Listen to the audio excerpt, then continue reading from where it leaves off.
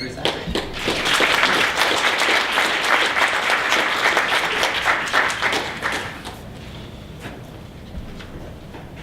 Oh, welcome you. Is it this song? Yeah. Hey, good afternoon, everyone. Okay. It's going to be fairly informal. Thank you, Jim, for the introduction. And I don't think that we're going to talk so much about the project as is. I'm more interested, I think we're more interested in, well, Andre and I are friends. And Jesse and I are friends, and we're now friends with Jim and Sam Black, and we are all friends. So we're going to have a discussion like we're all friends, and not that we're presenting to you all. So in our friendly gesture, we're going to share with you a few things, and like friends do. And in that, we're going to also open up it for a lot of discussions where you all can tell us stuff and we can tell you stuff, and we're growing in a nice, beautiful way. Yeah, so.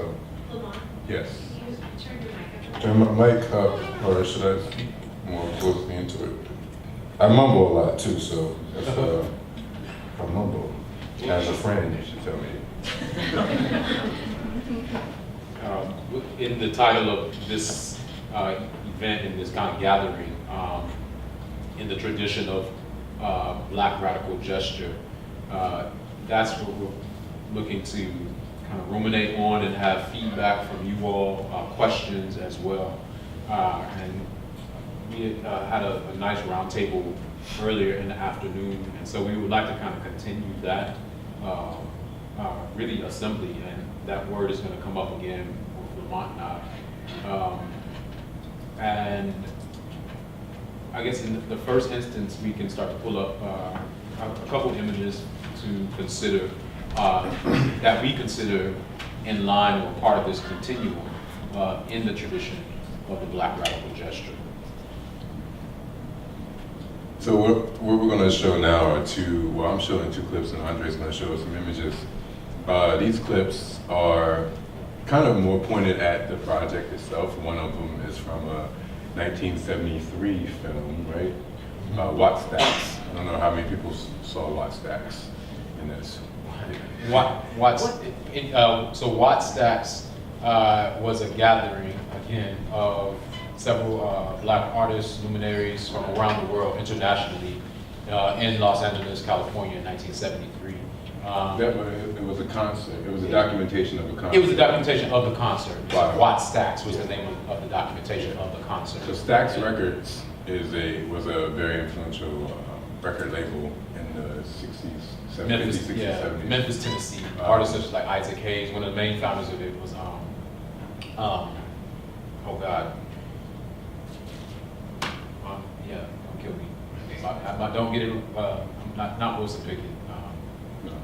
We'll think about it. And but the film itself is amazing on various levels, and it has many. Otis Redding, sorry. It has many different tenets of Black culture, Black social life within the film. But there's a very particular instance in this film, as Sam can attest to, that speaks directly to the DAP, and it was very influential in my initial research into the gesture, and it's explicit. So as friends, I'm letting you know now, the language is Richard Pryor, because it is Richard Pryor. So hopefully nobody takes offense to that. But it's not what he's saying, it's what he's saying, not how he's saying it, and that's what we're trying to get across. And the second one is from Marlon Riggs. It's from a very influential documentary called Tongues Untied. And it speaks to another gesture, the snap, which we're looking at as kind of this concurrent, not counter gesture, but this interesting gesture that ran concurrent with the DAP. So you'll see two different sides of that with that. And then Andre can preface the images which he is going to be showing. So first we'll start with Richard Pryor.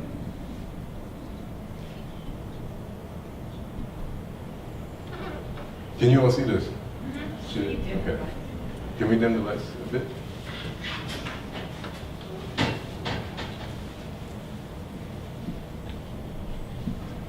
It's about, each one is about 2 minutes or something like that. sorry. Yeah. Okay. Now niggas got handshakes. See, if you don't learn the handshake, see, niggas change their shit all the time. You know, like you mean, hey bro, man, and then niggas add 6 months later, the shit done changed. You know what I mean? We all down here, hey, and if you don't do that, you ain't gonna live. Dude, you ain't black, motherfucker. You didn't know how to do. I can go anywhere in the United States of America and see another black man and give him a power shake, and there's unity there. There's a beauty there that I can communicate with. Just brothers, you can take black people of many different shades that have obviously come from different parts of Africa during the course of this country's existence. But they're brothers. But we are together. You know, we are one. Sorry.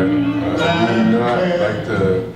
I gotta apologize to Isaac Hayes. I can't cut Isaac Hayes short. That's really terrible to do that. But you know, this is not about Isaac. And I got one more that I'm gonna show. And this is from Marlon Riggs'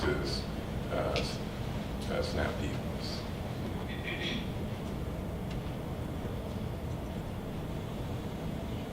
Don't mess with the Snap Diva.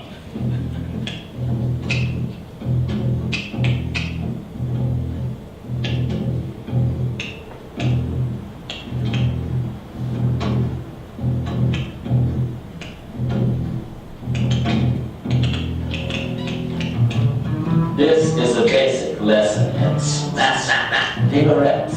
Listen up to this grand diva rap. Snaps can be so up, and snaps can be so long. To read, to punctuate, to cut, like a man.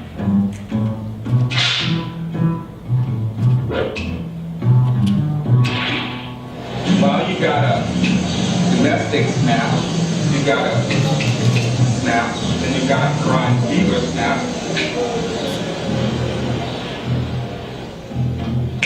Don't get it twisted. Our dueling grand Snap Divas will now demonstrate the subtleties of Snap Diva-rette initiates. Precision, pacing, placement, poise. A sophisticated snap is more than just noise. Repeat. Precision, poise, placement. You must protect each for the grand snap statement. You should know that girls should be ambidextrous. You can't snap with both hands, you're out.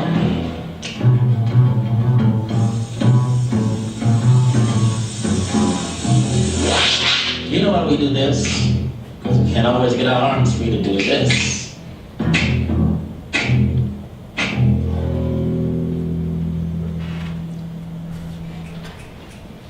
So we're going to get to it, but as you see the juxtaposition of the two, I'm pretty sure.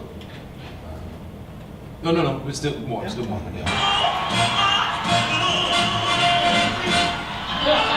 I'm not at the close of my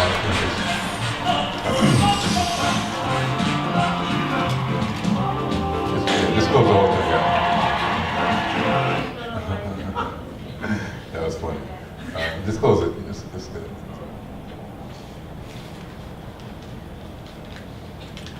We're going to look at some images now from the artist and photographer Jamel Shabazz. During the genesis of what we now know as hip-hop culture throughout the city of New York, Jamel Shabazz began really, I don't want to say capturing images, but he really began gathering these moments. Can people hear me? Do you hear me? Yeah. Okay. Jamel Shabazz really began gathering these moments of mainly black youth coming together in the city of New York who were really embodying, at the time, the burgeoning hip hop culture. So I want us to kind of take a moment to look at the stances that many times Jamel placed these young people in to really get a sense of the energy and the vibe at the time into what we now know on a larger level as hip hop culture. So I'm just going to scan down Some of these have been widely used. Going throughout the decade of the 80s. A lot of, oh, I'll skip there, sorry. Throughout the decade of the 80s, throughout the late 70s into the 80s, so many various musicians and hip hop artists would use Jamel. So you can see this as well as in examples.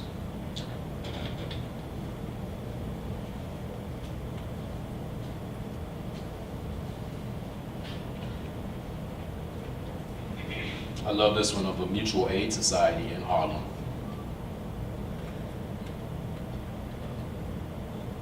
It's not, the resolution's not so big, or maybe not.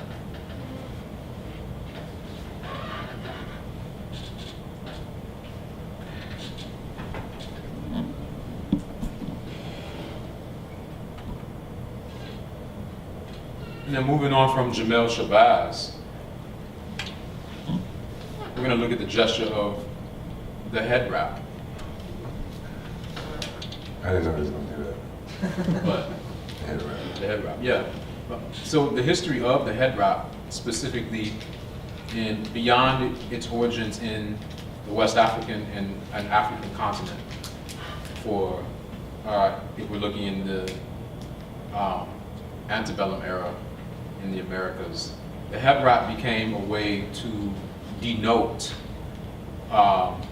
women who were mulatto, especially in the French and Spanish colonies of the Americas, because of the children that the slave owners were having with enslaved women, African women, in order to denote the mulatto women children.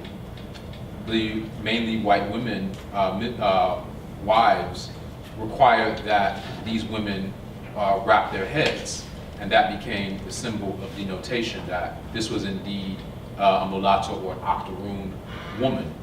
Well, in the history of that, that was already a part of the tradition coming from West Africa.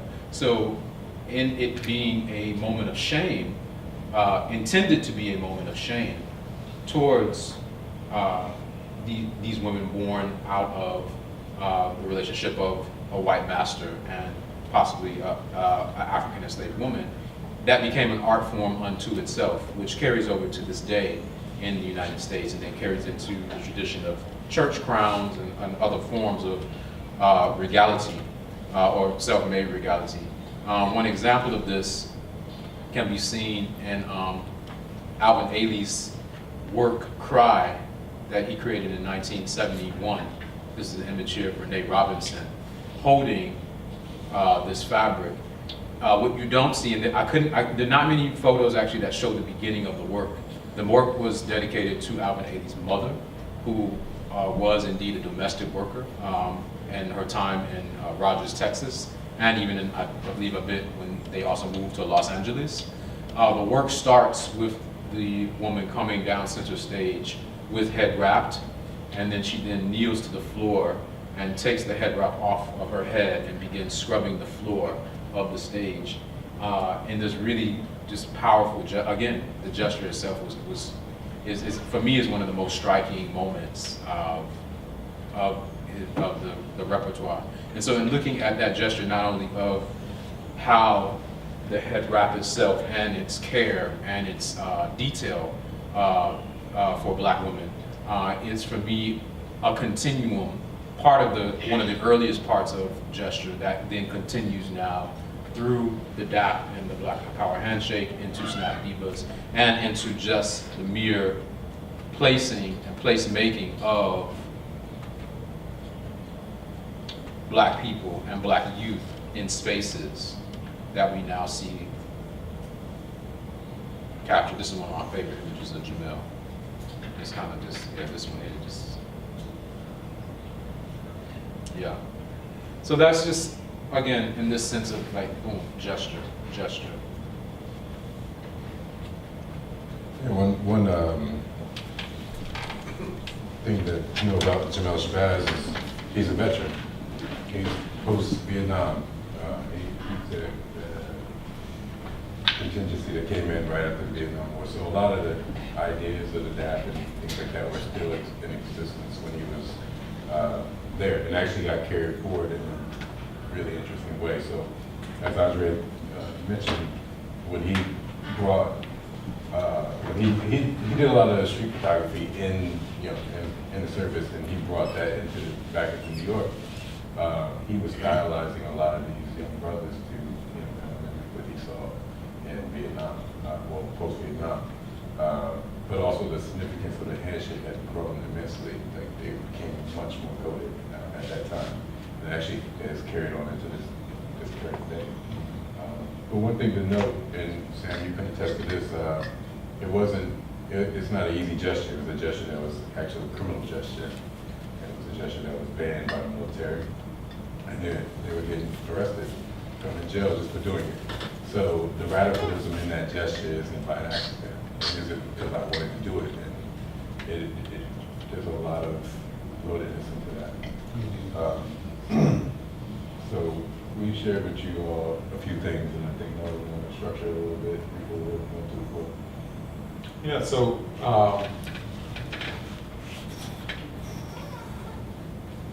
again, in the tradition of Black radical gestures,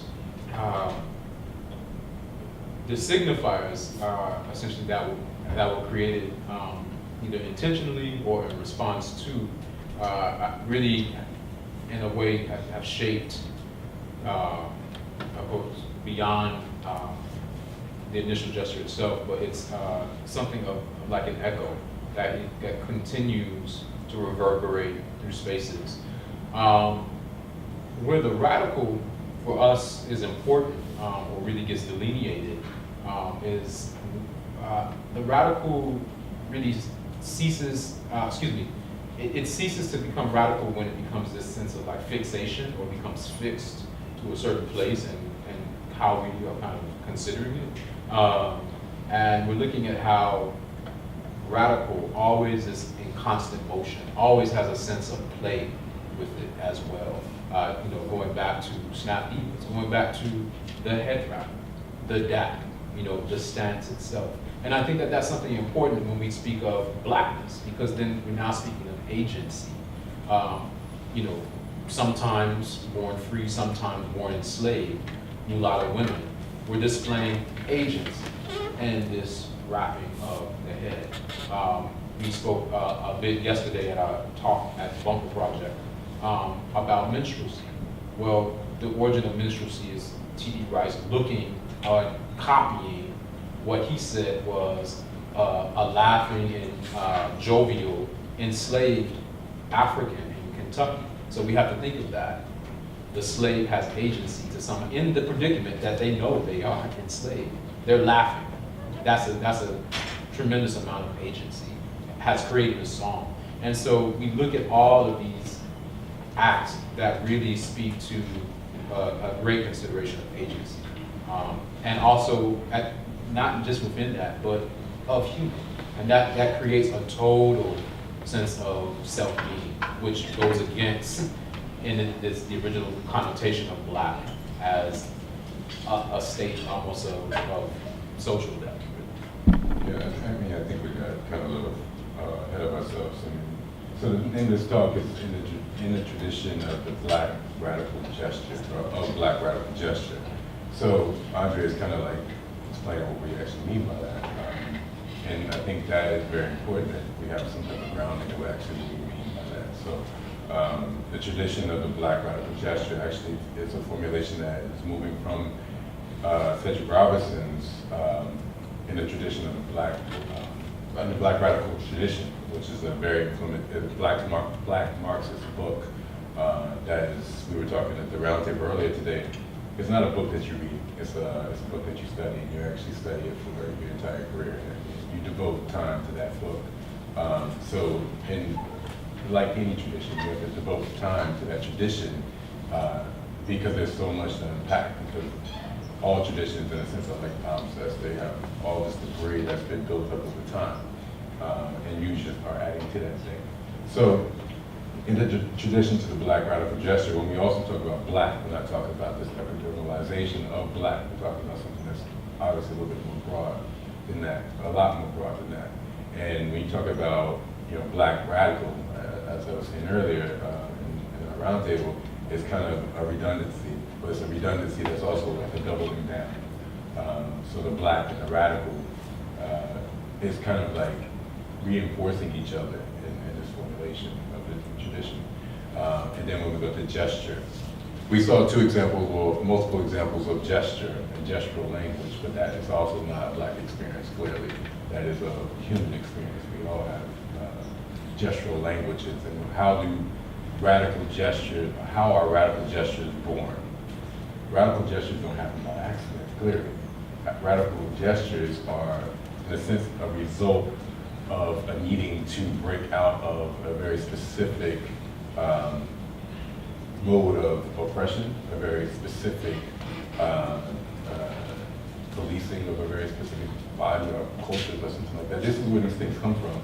When you saw the snap divas, that is a culmination, it's a culminating expression. It's not something, and inside of that, there's also these different nuances in which it communicates amongst each other. So this is kind of what we're trying to do with this discussion. I don't know if we're succeeding right now or not, but we're trying to present our particular vantage point, and then try to see what other people's vantage points are too. So if we're talking about in a tradition, that's not a singular formulation. It is a collective, it is an assembly, it is a general. So that's kind of what we're trying to do here. Yeah, and so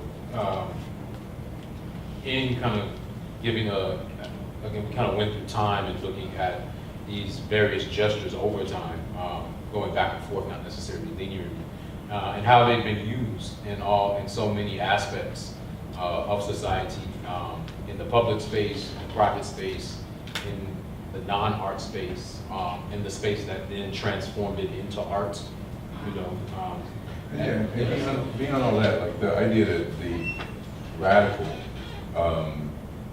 is something that always eludes fixation.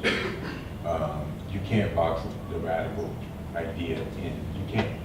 Anytime you try to structure or regulate the radical, it escapes it. It moves out. It can't be boxed in. And that's, like in my opinion, that's where popular culture comes from. Popular culture is echoes of the radical that has been fixated and made popular culture. Everywhere you see it, that's what it is. So what we're interested in is that evasiveness, that fugitive gesture that refuses to be clumped, can't be fixed, can't be a monolith, can't be any of that stuff. That's why that blackness, which also is a very similar formulation, anytime you try to make blackness a monolith, there's going to be someone who say, hey, well, that's not my version of blackness. So it also is a fugitive, like Fred Moten said. It can't be lumped in, boxed in, any of that stuff. So beyond even the epidermalization of it, it can't be there. So based on the things that we presented, I'm more interested in not us talking about all that stuff, but us hearing and talking, and like I said in the beginning, being amongst friends. So any opinions, ideas, or the things that we presented, things that we could have added that fall into that as well. Yeah. Well, it's Kaepernick's heel, and then we like Exactly. radical gesture, obviously, Exactly. and that's why people don't want them to do it. Exactly, and that's what the case where the radical gesture creates a very real political shift, just like the Black Power fist in the 1968 Olympics. I mean, that's when the gesture actually, in a sense, changes the world, not for the better or for the worse or any of that, but it actually makes a shift. You can't kneel anywhere in the United States now without that gesture being echoed. People are going to think that's what it's about, especially even if the national anthem isn't playing. People automatically know what that is, and the sacrifices he had to make in order to make that gesture, which wasn't embedded in the gesture when he first did it. you know, he didn't say, well, I'm about to give up everything to do this. He was just expressing himself, and that gesture became then fixed as, but this one popular culture has taken it over. Now that gesture is fixed as this very specific thing, which is beyond what he, you know, actually intended. So, yeah. Well, if a white guy did it outside an abortion clinic, it would be widely accepted as True. right to Yeah, life. yeah, that's true. That's true. Yeah, so the radical gesture is definitely not something that's always, you know, on our side. You know, it could be adverse to what our intentions are, adverse to our things that we find hold true to ourselves. Are there any other questions? Yes. Yes. You've probably already touched on this, or maybe you've done it in your wider work. Have you taken a look at, from a historical standpoint, the I wouldn't say the root or the foundation, but maybe the evolution of some of the gestures coming out of this nonverbal communication of people of African descent in ways to communicate in these oppressive societies? You sort of talked about it a little bit when you were talking about the head wraps, in a way of communicating in these oppressive societies, whether it's enslavement or otherwise. But also the fact that there were secret societies in the African world, whether it was in freedom or enslavement, that communicated in a way that sort of having a language of their own, and how that sort of evolved into sort of Black popular culture. You know, if you look in the 20th century and you look at the evolution of the jazz age, jazz for a long time, the term jazz was not applied to that music. A lot of people who saw it as radical music called it jungle music, and were speculating that because of the difference in the sound, that there were actually secret messages being passed amongst Black jazz musicians to the wider Black world. So in a sense, it was labeled like jungle music, as if that makes it derogatory and something to stay away from. That was the exact same reaction that society had to hip hop. You know, and to the degree that people were studying the bass lines in hip hop early on and recognizing the direct connection between that sound and the sound in the drummers in Duke Ellington's orchestra in the 1920s, and so on and so forth. So even with the DAP, where you get this nonverbal communication, there's an evolution that predates the Vietnam War, predates the Korean War, that goes all the way back, in my opinion, to a certain degree to this jazz age. We're really kind of hardened up in this jazz age. And the sort of hip hop equivalent in the jazz age will be bebop. And, you know, majority society had the same reaction. Even some Blacks, as you say, that's not my definition of Blackness. Louis Armstrong was doing bebop, but yet when Dizzy Gillespie and Charlie Parker started doing bebop, Armstrong disowned it. You know, but they basically even said, we're picking up from where you left off. And that's the evolution we talk about. I mean, a lot of people don't want to accept the previous generation's notion of what the thing is, because it's our thing now. You know. And it also gets into this, it fixates it into the familiar, or it gets into what you're able to then use for the self, simply because of the situation, you know, of where we are. And so that is something that's hard to do. Is I think in this context that we're moving on, but then it's just that balance then, because there's a recognition that subconscious recognition that this is going to be used in popular culture.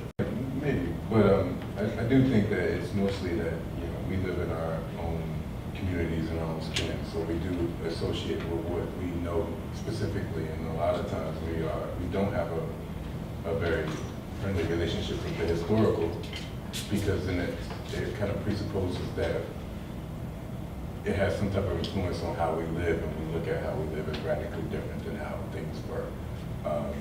So yeah, when the research, people who have taken young men who use the DAP specifically, they have a very specific meaning behind it, that even if you tell them, well, actually that gesture actually used to mean this, but this is what it means here. So, you know, that's cool and all, but this is what it means here. I think that speaks to the fluidity of the gesture. Yeah. In that another generation can begin to use it and not understand the evolution of it. And sort of, as you were saying, disconnect themselves from that evolution as if I have a 15-year-old. And he swears that his generation is inventing everything that exists on Earth, you know. And, you know, I had to bring out my old yearbooks and show him, you know, we were doing this stuff back in the 70s, you know. And he's like, you know, well, you're all old men. But anyway, that's part of the thing. But at some point, as human beings begin to mature, they begin to recognize, because the next generation is coming behind them with the same attitude they had.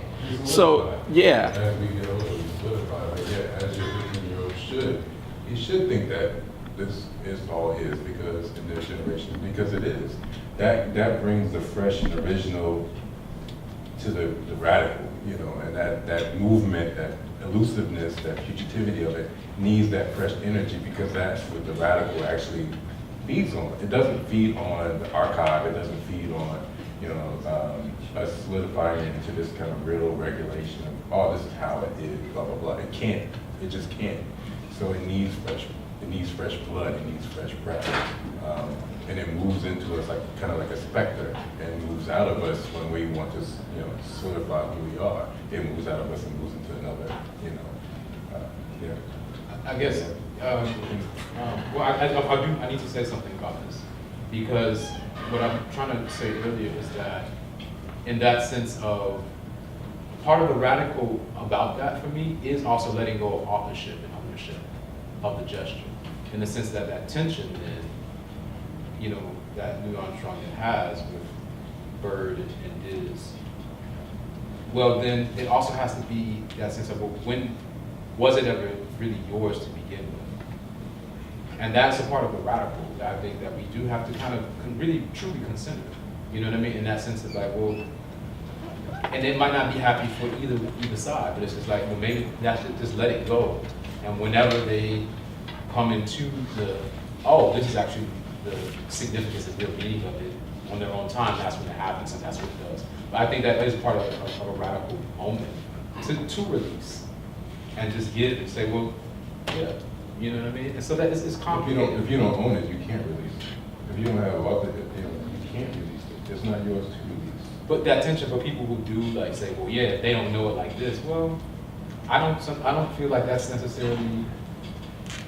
Yeah, I get what they're saying, but at the same time, for me, there is something radical about just saying, especially where we are here, just let it go. And so, I mean, yeah, not to, you know, it's just for me. Could you mention a little bit about your own choreography and how codified it is? When we're talking about the fluidity of the radical gesture, then how fixed is what you're presenting? 20 years from now, is it? It's changed various times. If anybody go to the show, that go to August Wilson Center, just a few people.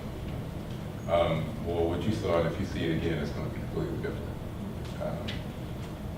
It's not fixed because it's always evolving, and as we consider the performance evolutions, as we consider new knowledge that we take on, that the other things that we're in, it has to now be shed because we're bringing on another kind of vantage point to the piece. And then it's like specificity, you know, Harlem has a very specific idea of certain things, and Pittsburgh does. So we try, not that we try to move it in that way, but we're responding as people, as humans to our new environments. So it's always, it's not feel different.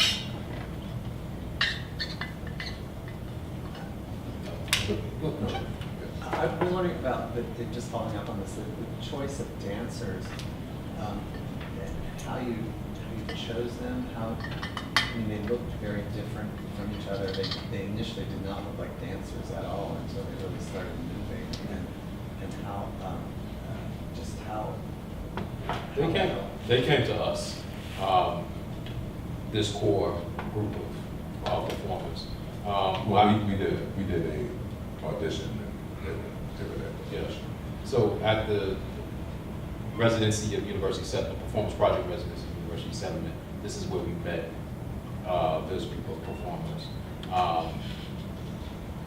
So 3 of them, yes, are specifically crumpers, and that is the style in which most of how they express themselves, as dancers, they work in. They've done other styles as well.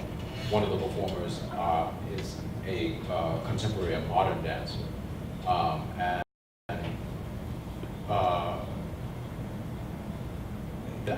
we both felt like that was necessary to give a sense of variation when you think of a dance piece, and that it really breaks open that archetype of this is what the dancer or dance needs to look like, because there are different value systems that one of the performers, who's a contemporary and modern performer, has when they're on the stage versus the 3 crumpers who have another system and way of negotiating. Even inside, I mean, it's cosmology, it's like all these different things that come together and makes, something beautiful.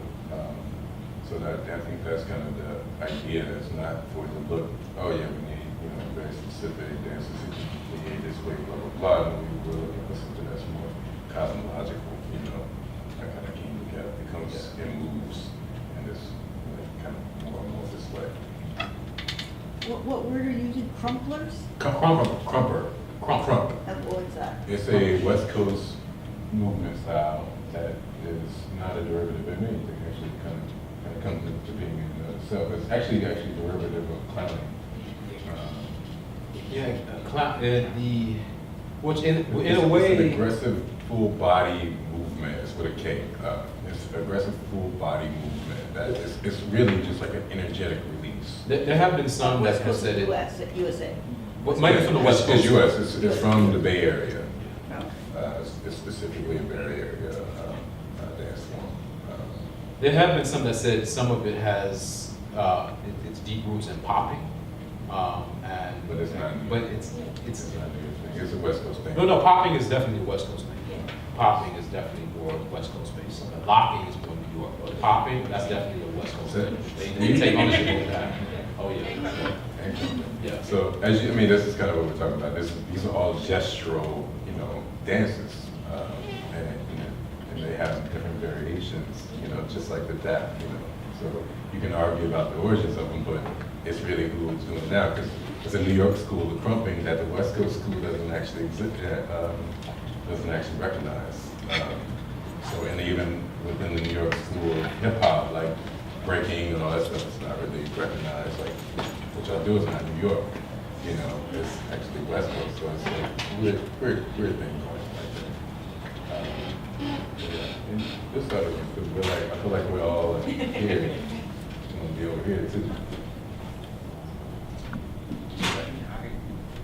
When we were talking this weekend, you guys were talking a lot about how, when in your process, why it was really important this project was something else. And I'm curious, because I know both of you are really interested in your practices, if there's other projects or other things that you're working on that you would wait for, like radical gesture or radical in general, and like that doesn't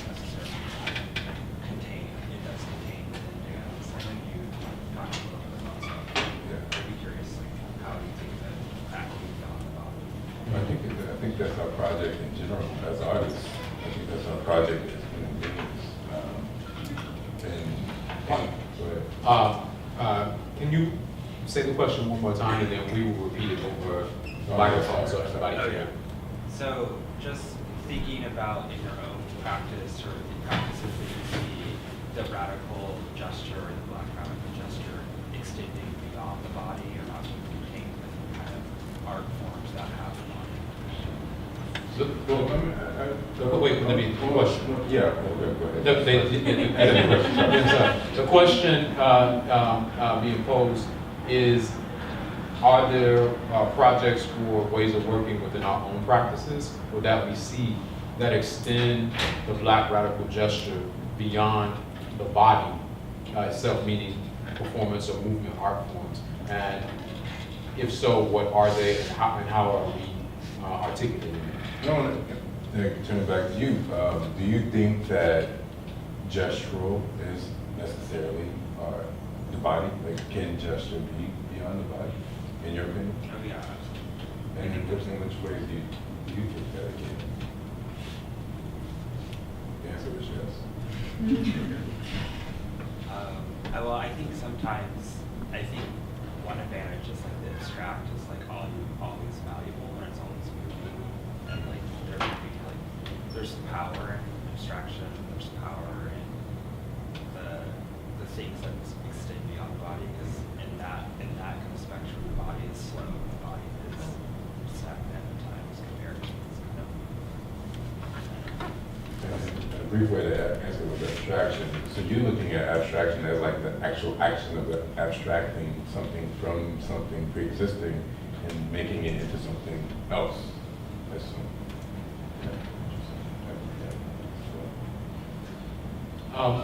Also, I guess within my own practice, I've looked at the ways in which it's been done over time, specifically. So, if I'm looking at the ring shout, the practice of the ring shout, it incorporates movement because it's literally an assembly and gathering of people. But then the stories and the traditions that are told through song in the ring shout are an extension of that. So, lay my burdens down, by the riverside, lay my burdens down, by the riverside. And so that oral tradition then becomes a gesture in itself, which is passed on, again, mainly through the body, through the oral narrative, person to person. Again, the reworking of, I would say,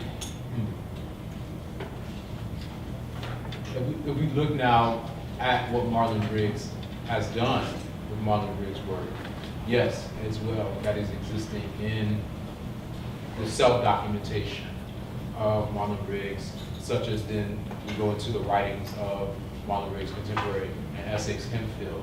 And so then we see so many of these then expressed as well in text form, now in visual form. For myself, yeah, that comes through in some of my own film work, LaMont as well, and his practice as well. But for me, the gesture is the last part of the equation.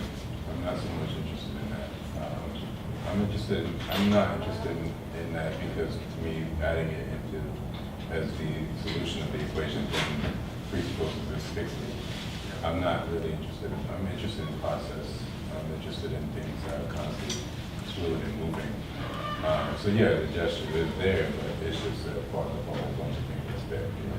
And sometimes the form is not, the form can be super porous. That's the best way I can say it. Like they concentrate on like this form is, it'll shift. Yeah, it makes me think, we're also talking about the undercurrents and like thinking about how those kind of radical gestures exist in the undercurrents. So like maybe the form is actually the thing that makes whatever the gestures come out of the undercurrent. The form, the assembly, the general, all that stuff. I mean, it still alludes to a certain emotion. But that's far more interesting than the byproduct of it, which is the gesture, Yes. So you mentioned the gestures are an expression of agency, often against oppression. So that, as you said, the gesture is the last step. How do you get to the gesture? Well, there first has to be, LaMont just said it, an assembly, and that's the word. There has to be negotiation of a multitude to, number one, create the space. Whether, and that, again, that space doesn't have to be as wide as this room here. Again, it could just be the space of two bodies coming together. Or taking and transforming space, if then we're looking at this practice of the head wrapping. And there's a recognition, there is consideration, there is, and I do see, there's a sense of, there's a ironic humor and play in that, and turning that turning of the oppression of that hint of shame, and being like, that is a radical gesture in itself. Even before then, I think this is gonna then culminate back to what you were saying. The form then becomes a result of that shift, whether that's happening internally or in assembly. Repeat your question again. I definitely want to think about it a little bit. Oh, it was talking about how the gestures are an expression of agency, like despite and against oppression. And so you were saying that the gesture is the last step of the process. And I was saying that what's the process? How do we get from oppression to agency expressed in gesture? Yeah. So the culmination of it, and it's actually not, the culmination of it's not the end of it, specifically. It moves from there. I think that's a long and arduous road that it's a project that many people take up, but it also can be an individual project. The gesture, for instance, like the Black Olympics and the Olympics, though it wasn't their gesture, it was a gesture that they brought to that form. It took those individuals to really kick it off in that way. But those individuals doing that and that sacrifice that it took made other people take on that gesture. So there is a sense of martyrdom with gestural language to become, something that's moving and moves past or beyond oppression or fights against oppression. But it becomes something that a lot of people are not willing to take up. Colin Kaepernick example that you mentioned earlier, the knee. Not many people followed his lead afterwards, and then not many people followed his lead when he was doing it. But then when oppression came down on him for doing it, and he became a martyr for doing it, many people followed his lead. So that's kind of this weird thing about the gesture, is it needs someone to spark it, and then people then take it on, and that's where the meaning of it actually comes into play. That's why I said it's kind of the culmination of it, because it needs the assembly, the general of all these people to kind of lift it up to something that can actually try to fly in the face of oppression. As we all know, that it hardly ever succeeds. The regulative and the oppression and all that stuff are always, victors over these things, but that's the radicalness of it. Once that happens, it just escapes that and moves into something else. It might come 20 years down the line, it may come the next day. But so oppression's job is always to try to fight against these things, and that can be really exhausting, in my opinion. So just imagine if that assembly is broader. Imagine if it's not just one community, but having a radical gesture that then is an attempt to counter oppression, but multiple communities take on multiple different things that have that. Then oppression and power has their hands full, in a very real way. So that's kind of what we mean by that tradition of the Black radical gesture, or tradition of the gesture, radical gesture, and how can we then connect those traditions, in a way that says, well, there's actually this undercurrent of radicalism that actually made dents here and there in the veneer of power. So if we can figure out how to connect them all together, maybe we have a chance. I'm interested in this if you say that once it starts to have an impact on society, then it becomes no longer radical, or it becomes boxed in, then is the purpose to no longer be radical, or is it the purpose to continue to be radical? That is a great question. The question asked is, and if I may repeat, what is the purpose of the radical gesture? And what, I guess, in a way, are you also asking, what is its end? Yeah, is the end to never have an end, or is the end to no longer be radical anymore? You want to go first? I have mine. Yeah, I'll check that one out. I think that the regulative is, we'll keep going back to that, is the thing that fixates, tries to fixate the gesture. And we live in a capitalist society, so that it's very easy to capitalize on something like Nike capitalizing on Colin Kaepernick's gesture. So the gesture itself, I don't think is very interested in that. But I don't think, the radical itself, the radical gesture itself, I don't think is very interested in it. But I also don't think that the radical in and of itself has, it's like a being in which you can ask questions and say, what do you think about this? Because it's not what it is, it's a spirit. It's something that moves inside of someone that you can't really explain it. As a matter of fact, we don't even know it's a radical gesture until it's gotten to the point where it can be articulated. So until then, it's moving inside us, it's moving through us, and we don't have the language for what it actually is. And this is kind of why gesture actually comes out, sometimes as a culminating event of it, because we can't really articulate it. So we make a gesture, we try to articulate through our body. We try to articulate through a certain other type of movement, because there's no other way to try to,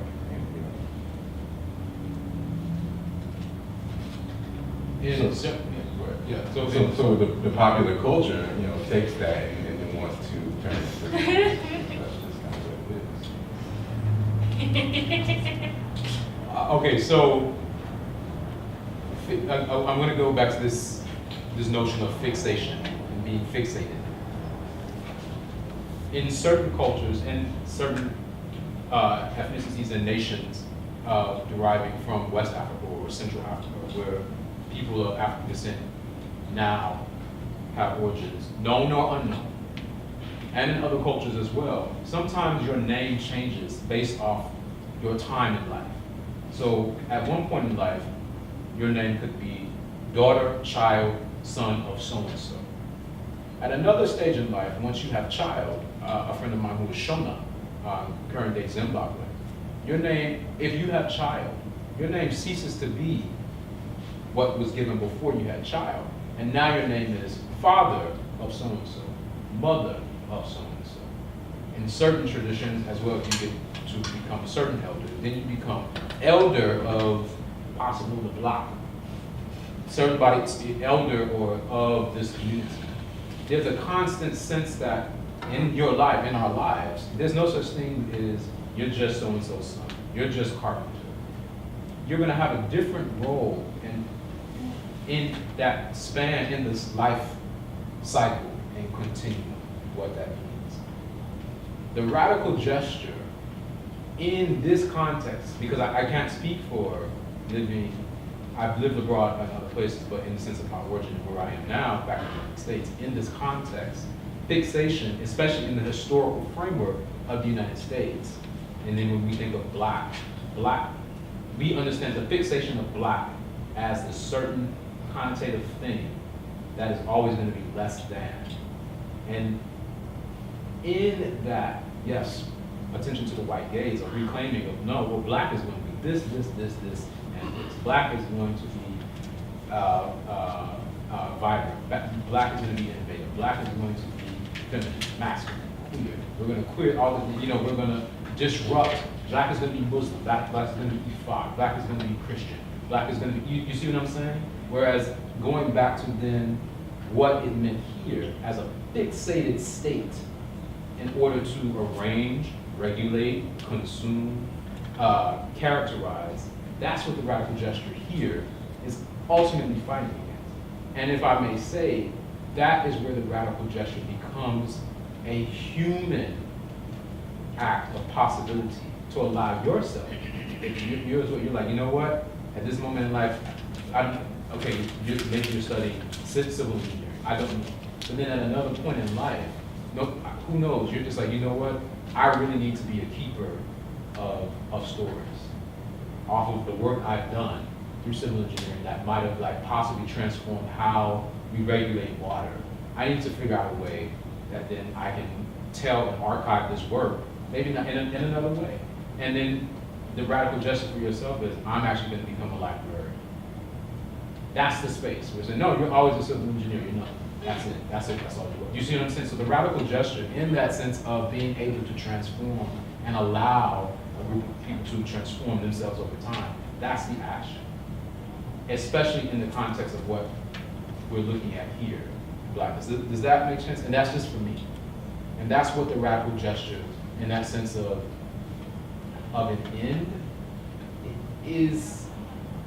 I'm not necessarily going to say that the end is not important, but it's allowing that shift in the time that you are cognitive and alive to be able to be malleable. Does that help? So we had the Dapline performance this past Friday, and I think throughout its duration, we know that it's extended from previous bodies of work from both of you. This has been about a decade worth of research on both parties' parts that includes film, photography, dance, an interdisciplinary practice on many accords. And I think since its inception, seeing Dapline performed in 5 cities over its entire course, I think about that dissemination of information. And specifically here on Friday, after the performance ended, when the entire congregation, the assembly, was in the lobby of the August Wilson Center, there was a moment that I think we all experienced where we saw a group of young men who were about 10 to 15 years old creating their own elements of the DAP that they saw in the performance. And so I think about this as being that extension of radical, this evolution of even how we're touching each other. And so I'd love to hear you both comment a bit more about what that moment means to you, and if in a way we can define this as being the radical gesture beyond the performance. I didn't see that as being the radical gesture. I saw that as being kind of the convivial gesture. Because conviviality is something that is embedded in this work, but it's also kind of the thing that drives the radical. It needs the convivial space to breathe, to become. So what you saw, what we saw, and those who were there, you kind of explained what it was. I mean, yeah, I looked at it as that, and it didn't make me want to do anything but smile. And could that be considered radical? Yeah, it can be. Because feeling good can be a radical gesture. But I'm not asking you a question, but that's kind of yes. During the performance, there was the singer, and I liked it, but I wasn't quite sure what his role was with the dancers. Well, tell us how you felt. Well, he seemed to be more powerful towards the end, and his role was increased towards the end. But especially at the beginning, he was going to each one, and I couldn't really figure out what his role was. That was his role. Was it to awaken the dancer? It seemed like they responded to him, but. Well, yes, continue. What else? We get into it. Yeah. What else did you see? Well, I mean, he looked like, compared to the dancers, he was out of shape and looked older maybe. So I don't know what he was supposed to be representing. Well, he wasn't really representing anything. He was who he is. part of the community, you know. We all are different in the community, you know, in various ways. Andre's in better shape than I am. But we're still part of the community, you know. So, yeah. That's a question. How important or is it not important narrative or representation? Pardon me? How important or not is narrative or representation to you? It seems like the lady who just asked a narrative that may have not been your point in your performance. How important is narrative? How important or not is narrative? How important or not is narrative and or representation? I can answer. Well, my version of the answer is quick. Narrative and narration is very important. I always stress that narrative arc, everything has to make sense. Like everything has to tie together in some way, shape, or form. In the performance, not in life clearly, but in the performance, if one thing happened, it's because the thing before it, the thing after it makes that thing make sense. If it doesn't, you know, but in our mind, in our creation, it didn't. But representation was never, well, very rarely part of the conversation. It was only a part of the conversation insofar as, like we were talking about before, if the dancers didn't want to do it, if the performers didn't want to do it, if it didn't feel good to them, if it didn't feel right, it didn't feel like part of their personality, we didn't add it. We took it out, or we tried to augment it in a way that made them take it into their body. So that could be, you know, if you think about representation, there could be something there as an argument of representation, but that's the only consideration I had in this piece. Representation for me in my practice is kind of opening up the space for however I've intersected with something I'm interested in building in the piece or on stage. So in this case, we're looking at the DAP, and so I'm asking myself, okay, you know, how and why and where do I intersect with it, and what are these qualities and characteristics of that? And that becomes the narrative. It's really pulling out those moments and saying, okay, how do we piece that together? And how do we give that time to really exist in a space or in a performance space? And so that's what for me, and a lot in this process, it was building the narrative from those moments. Not just ourselves, but then of the performers as well, and our questioning and our just discussions with them. And not to dismiss your question about, his name is Yao's involvement in the piece, but what we're most interested in, and it kind of goes to this answer, we're more interested in the poetics and working here in the poet. And being interested in the poetics, we weren't so much concerned with trying to define what the roles were and what it meant. We wanted to be up for interpretation in various ways. You know, whether someone was like, well, I don't really know what the hell that was, or like, I actually think I know what it was, and this was this, even if it wasn't what we thought, you know. So if we kind of embraced the idea of the poetics, we wanted to be this kind of open field in which people can iterate in any way, you know.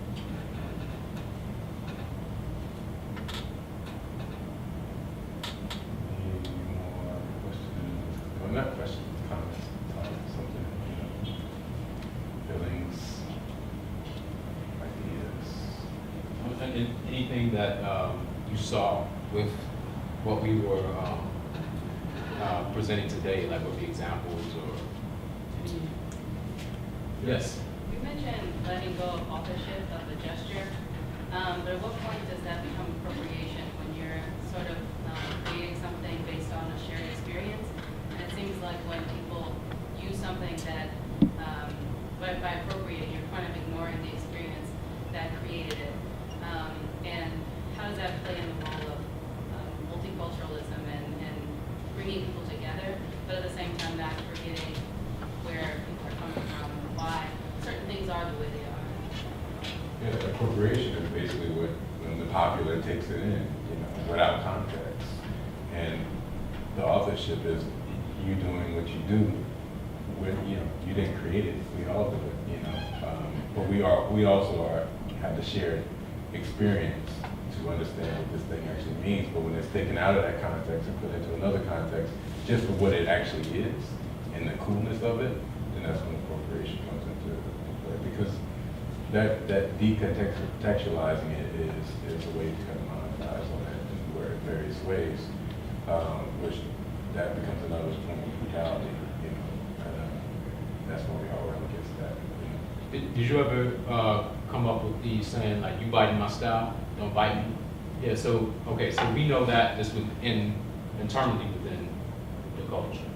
It's just like, yo, that's my style, don't bite my style. But you're teasing someone has the same outfit as you. Because you've done all this work, you considered, especially those adolescent years, you know exactly what I'm saying. Once it moves beyond that space, then into, again, we have to address capitalism and the economics of it. And essentially, what I feel maybe are your concerns of profitability, archiving and recognition post the thing. Is that your role with the art that you're creating? Is that primarily your focus is to build that history or sort of it what's happening? It is. For me specifically, and it might be different for LaMont. So specifically for me, with this idea of being African American or Black, it is loaded, not in the sense of like the reprobation of the word, but now I think for us, well, what the hell does that mean? You know what I mean? Like, what are then the shared values and things that we actually do that then connotate that thing? And I think that then goes, that if I may, it goes back into your point when you're looking at jazz and like this evolution of jazz over time. Well, there was a certain tradition of jazz, of mentor-mentee that existed coming through that continuum of, right, so who so-and-so taught the piano, taught the horn, you know what I mean? So, and then there was this period then when, just like in hip hop, when you take the mic from someone. I think what's been, again, for me, it's very interesting that the step for me that was not allowed to happen, that we are constantly redefining, is that rite of passage, is the moment where it's from once to the next, because essentially that was robbed from us in this industry, actively. And so that rupture then creates a disturbing moment for me where now we're asking, because it's a broader question of just who's profiting from it and the money. It's really a question of, well, what are they doing? What specifically is it that they're profiting with? And do we even know it ourselves? Yeah, the thing about appropriation is the profiting of it. Sure. That's why we're like, yeah, because the gesture itself is like, that's a old gesture, you can have that, that's old, we don't do that anymore. But the fact that you're making money off of it, that's the thing that we're like, people are like, you're making money off of something that's not yours. But the idea and the thing itself is, generally by the time it gets to the point of appropriation, it's old. We want something else, we want something else. So. And it is hard here in that continuum. As was just explained, bebop, even from Black people, bebop was not accepted from Black people early on. Gospel music was not accepted, really. Blues itself. And so, but then these are now billion-dollar industries. You see what I mean? So it's this balance. They're making a lot of money from this. What I'm saying is that, yes, it's a very hard line, because at the same time, these real actions that are happening, like the idea still of the Black artist is still, now it's a little bit more of a thing, but like being a Black artist, no, you get a good government job. You know what I mean? But then, is a good government job, what then is that work? Is that what defines us as Black? Having a good government job? So what do you feel about the idea of appropriation? Because you're asking a question probably with a specific example in mind or something more general. I'm curious of how you view it. Yeah, well, a lot of different things come to mind. And sometimes it's not just about people appropriating from Black folks. It could be me, putting on a kimono or something that I like a lot, but I don't know the history behind it or something like that. But also, I'm looking at Fortnite that all these dances, and it's imitating what young black kids are doing in their neighborhoods, and that's now become a part of hip hop culture, and that's kind of, it's arrogant because you're not valuing the people that created the dance, and so those kinds of things come to mind, but those things also happen every day in society, and that also influences how we interact with each other, which is important. But just, I mean, they're different. They're things that happen every day. It's Kylie Jenner on Instagram. There's all types of things, but in terms of black influence on society, it's really important to pay homage to the folks that have created it. The same way I'm a musician and I learn new music, and it's either, you know, if it's classical music or jazz or blues, I understand the history of where it's coming from and why it sounds the way it does, depending on the time period that it's made. So taking all those things into consideration, it's hard to figure out how to not lose history as things change so rapidly. I guess my response to that is that you can be as inventive with that as you want. I think that is where that is where I can't, or for me, no one should ever put a restriction on the way that you feel in the archiving of your work, the way in which it will live on. It's going to live in the way that you and the others around you feel it should, whether that's in solitude or in community. But and the first part of the question was multiculturalism, and to me, there's a distinction, a very real distinction that we must always keep in mind of reference, quotation, and appropriation. You know, you can reference something. You know, you can be influenced by it. You can want to wear it, you know, and understand where it comes from, and you know, but that doesn't necessarily mean you're appropriating. For instance, our piece, that one, there's a Buto inside of it. Buto is a specific Japanese dance form or movement form that was formed post atomic bomb. Atomic bomb happened in 45. Nagasaki. Nagasaki. And so the artists who were children at the time, this happened in the 60s, created this dance form called Buto.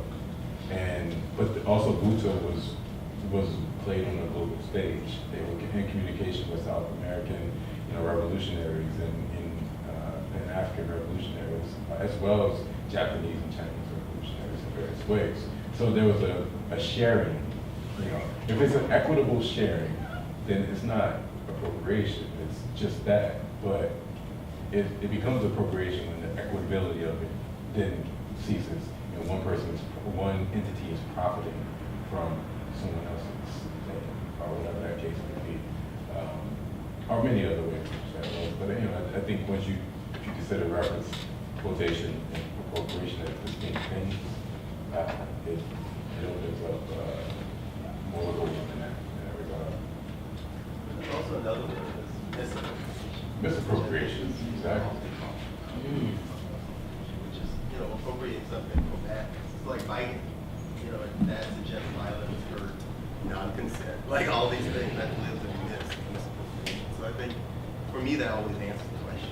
I appropriate all day, frankly. But I don't want to misappropriate them. I don't want to cause violence. And I remember Twitter. Something happened on Twitter that went from misappropriation to appropriation in the last 7 years. I'm like, what happened to the misappropriation?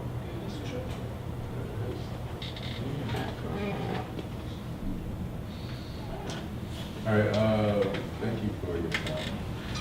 Thank you.